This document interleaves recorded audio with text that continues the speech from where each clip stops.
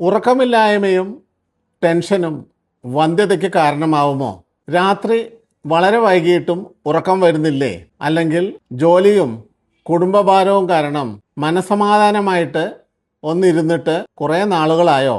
ഈ ഉറക്കമില്ലായ്മയും ടെൻഷനും നിങ്ങളുടെ AMH ലെവലിനെ എങ്ങനെ ബാധിക്കുന്നു എന്ന് നിങ്ങൾക്കറിയാമോ? നമ്മൾ അധികമായി സ്ട്രെസ് അനുഭവിക്കുമ്പോൾ നമ്മുടെ ശരീരത്തിൽ കോർട്ടിസോൾ എന്ന ഹോർമോൺ കൂടുതലായി ഉൽപ്പാദിപ്പിക്കുന്നു. ഇതൊരു അലാം പോലെയാണ്. കോർട്ടിസോൾ കൂടുമ്പോൾ നമ്മുടെ ഹോർമോൺ ബാലൻസ് തകരാറിലാവുന്നു. മെൻസസ് തെറ്റിക്കാനും അണ്ടോൽപാദനത്തിനെ തടസ്സപ്പെടുത്താനും ഇത് കാരണമായേക്കാം. ഇനി ഉറക്കത്തിൻ്റെ കാര്യം.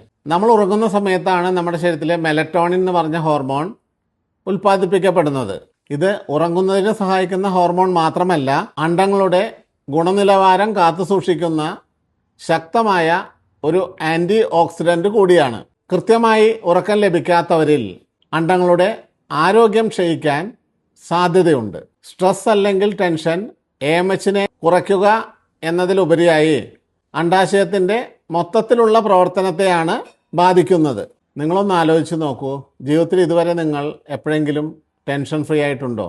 സ്കൂൾ കാലഘട്ടത്തിൽ ഉന്നത മാർക്ക് വാങ്ങിക്കാൻ വേണ്ടിയുള്ള ടെൻഷൻ, എൻട്രൻസ്, മത്സര പരീക്ഷകൾ, അത് കഴിഞ്ഞ് ജോലി വന്നപ്പോൾ പഠിക്കുന്നതിനെക്കാട്ടിൽ കൂടുതൽ ടെൻഷനായി, അതിനുശേഷം വിവാഹം, ടെൻഷൻ പഴയതിനെക്കാട്ടിൽ കൂടുതലായി. ഇനി എന്നാണ് നിങ്ങൾ റിലാക്സ് ചെയ്യാൻ ഉദ്ദേശിക്കുന്നത്?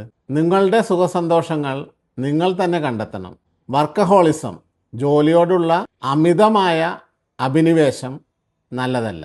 ദിവസവും 7 മുതൽ 8 മണിക്കൂർ വരെ ഉറങ്ങാൻ ശ്രമിക്കുക. ഉറങ്ങുന്നതിന് 1 മണിക്കൂർ മുമ്പെങ്കിലും മൊബൈൽ മാറ്റിവെക്കുന്നത് കൃത്യമായ ഉറക്കം കിട്ടാൻ വളരെ നല്ലതാണ്.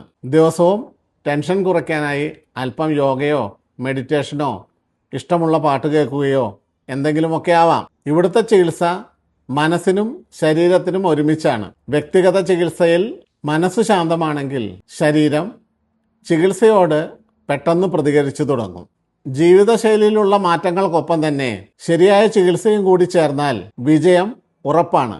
അതിനാൽ തന്നെ ഇന്ന് തന്നെ റിലാക്സ് ചെയ്യുക, കൃത്യമായി ഉറങ്ങുക. നിങ്ങളുടെ വിജയം, നിങ്ങളുടെ സ്വപ്നം എത്രയും പെട്ടെന്ന് പൂവണിയട്ടെ.